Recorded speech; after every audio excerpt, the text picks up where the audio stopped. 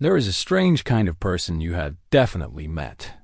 Maybe you have even been that person, just for a moment, without realizing it. They walk into a room and speak with total certainty about something they barely understand. They argue with experts. They dismiss nuance. And the strangest part is this: they are not lying. They actually believe it completely in their bones. So here is the question that should genuinely unsettle you. If a person can be deeply wrong and still feel completely right, how would you ever know if you were that person right now? Sit with that for a second. Because most people assume stupidity announces itself, that if they were missing something important, some inner alarm would go off, a little voice that whispers, "Hey, you might be wrong here." But psychologists have discovered something almost cruel about how the mind works.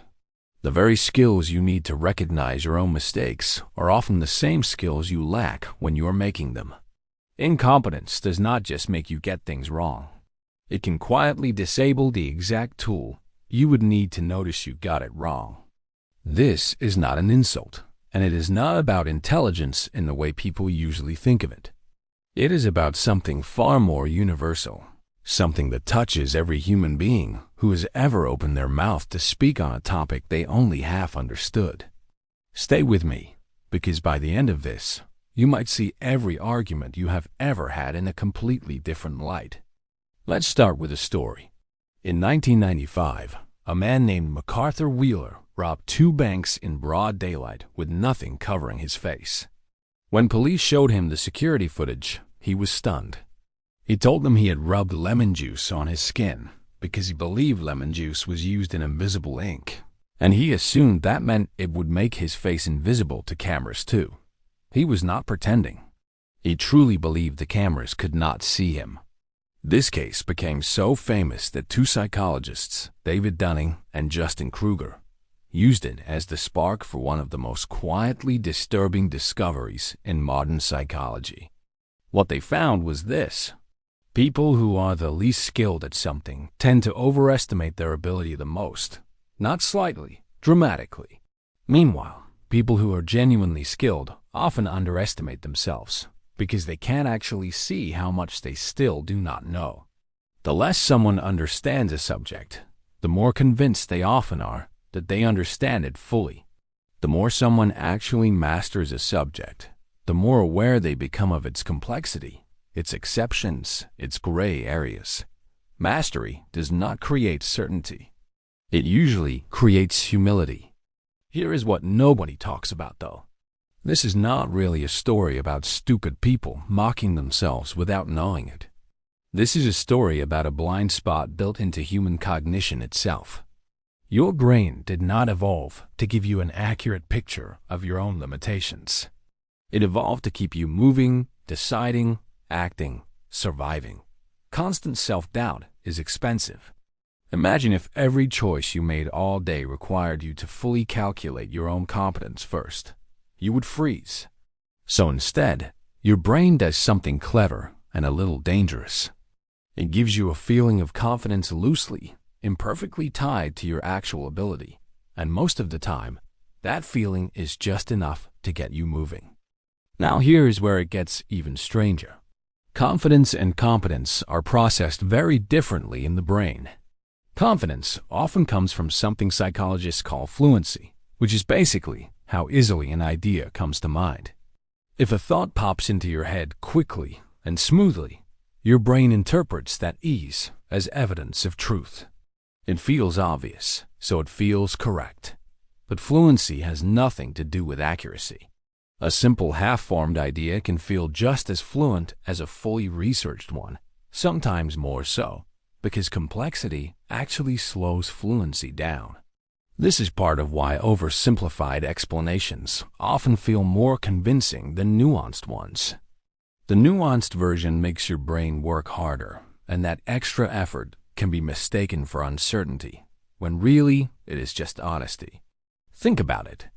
Have you ever scrolled through social media and seen someone explain a complicated topic, war, economics, health, relationships, in one short, confident paragraph, and felt yourself nodding along, thinking, finally, someone who just gets it.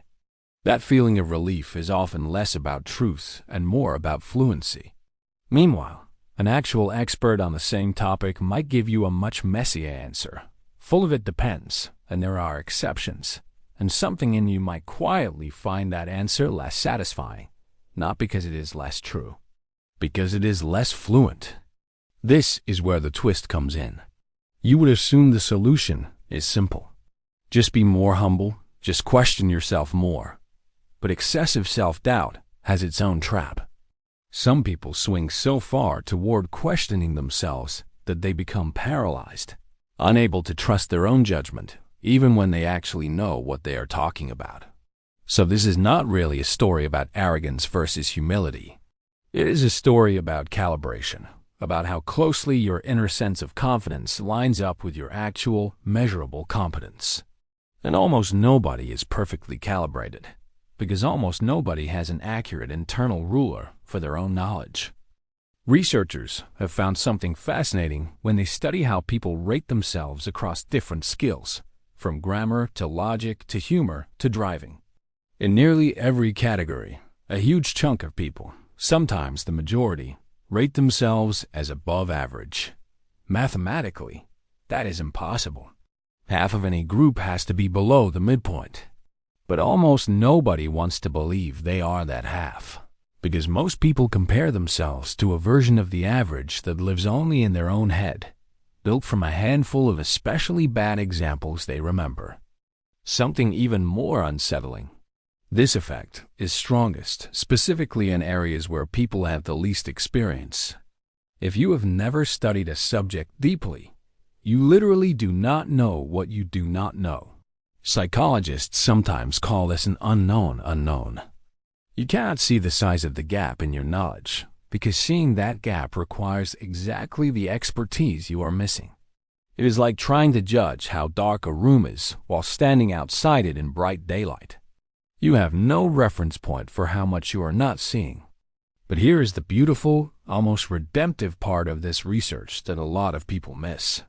The same studies show that as people gain real skill in something, their confidence often dips before it rises again. This is sometimes called the valley of humility. You start out unaware and confident. Then you learn just enough to glimpse how complex the subject really is, and your confidence crashes, sometimes hard. This is often the exact moment people feel like frauds, or feel like they suddenly got worse at something they used to feel good at. In reality, their awareness simply caught up to reality for the first time. Push through that dip, and confidence usually returns, this time built on something more solid. Have you noticed this in your own life? Maybe when you first learned to drive, you felt oddly fearless because you did not yet understand how many things could go wrong. A few months in, you started noticing blind spots.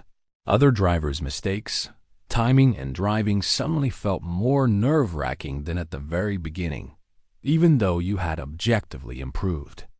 That dip is not failure. It is your brain finally seeing the real shape of the skill. Now let's talk about why this matters so much more today than it ever has before. We live in an environment engineered for fluency, not accuracy. Short videos, bite-sized opinions, headlines built for speed. Every platform rewards the version of an idea that feels effortless to consume, because effortless ideas spread faster and keep people watching longer. This creates a subtle pressure toward oversimplified confidence. The nuanced expert who says it depends often gets scrolled past.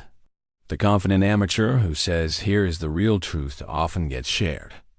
Over time, this can quietly train your brain to associate confidence itself with correctness, even though those two things are only loosely connected at best.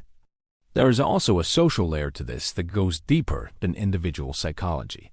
Humans are wired to read confidence as a signal of competence, because for most of our evolutionary history, that shortcut worked. In a small tribe, if someone spoke with total certainty about where the herd migrated, that certainty was usually earned through direct, lived experience. But in a world of instant information, where anyone can sound certain about anything within seconds, That ancient shortcut has become unreliable. Your brain has not caught up to the internet. It still instinctively trusts the confident voice, even when confidence has become disturbingly cheap. So what does this mean for you right now? It means the most dangerous moments in your thinking are not the ones where you feel unsure. Uncertainty is a sign some part of your mind is still gathering information, still checking itself. The truly dangerous moments are the ones where something feels completely obvious, completely certain, especially on a topic you have never deeply studied. That warm, easy feeling of obviousness is not proof of truth. Sometimes it is the opposite. It can be the signature of a mind that has not yet discovered how much more there is to know. This does not mean you should distrust every confident thought you have. That would be its own trap, a kind of paralysis dressed up as wisdom. What it means is quieter and more useful. It means treating your own certainty as a piece of information rather than a verdict. When you notice yourself feeling completely sure about something, especially something you argue about with strangers, online, or family at dinner, it can help to gently ask one question. If I am wrong about this, would I even be able to tell? This small pause is one of the most reliable markers researchers find in people who are genuinely well calibrated. Not people who doubt everything, and not people who are falsely modest. People who have simply built the habit of checking the gap between how sure they feel and how much they have actually verified. It sounds small, but it is the difference between someone who learns for a lifetime and someone who peaked emotionally the moment they first felt confident. Here is the deeper, almost tender truth underneath all of this. Everyone experiences this. Every single person, no matter how intelligent, has stood confidently in a valley they could not yet see the size of. The scientists sure a theory was settled before new evidence appeared. The teenager who believed they understood love completely, only to look back years later and barely recognize that version of themselves. This is not a flaw unique to foolish people. It is the ordinary texture of being a mind that has to act in the world without ever having full information. You are not broken for having felt this. You are simply human, running the same imperfect software everyone else is running. So maybe the real shift is this. Stop asking whether you are one of the smart ones or one of the ones who just thinks they are smart. That question keeps you trapped in the same shallow certainty this whole story has been quietly warning you about. Ask a better question instead. In which parts of your life have you mistaken fluency for truth? Where has something felt obvious simply because it was easy to picture, rather than because you actually understood it? The people who grow the most are not the ones who never fall into this trap. They are the ones who learn to recognize false certainty as it happens and get a little more curious instead of a little more defensive. Because in the end, this was never really about stupid people convinced they are smart. It was about the strange universal architecture of the human mind, a mind built for speed and survival long before it was ever built for perfect self-awareness. And once you see that architecture clearly, you start noticing it everywhere, in arguments and headlines, in your own quiet certainty about things you have never truly examined. Which raises another question, just as unsettling. If confidence can be manufactured this easily by your own brain, what does that mean for the memories you trust the most? The ones you would swear happened exactly the way you remember them. Because it turns out, memory plays almost the exact same trick on you. And once you understand how, you will never trust a memory the same way again.